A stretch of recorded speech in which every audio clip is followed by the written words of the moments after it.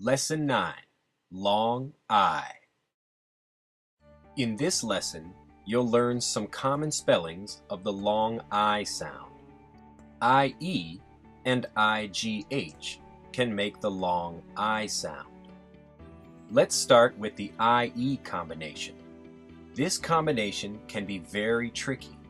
The IE combination can make long E and long I sounds.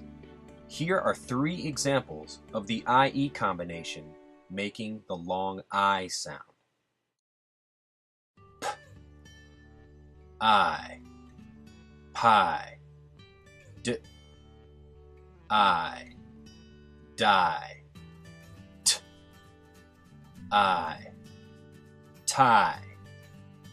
Alien is an example of the IE combination making the long E sound. Field, chief, and thief are other examples.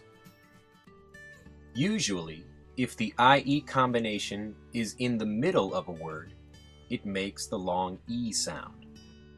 If it is at the end of the word, then it makes the long I sound.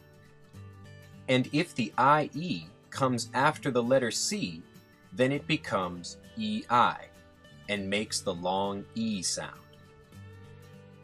Ceiling, receipt, and receive are 3 examples.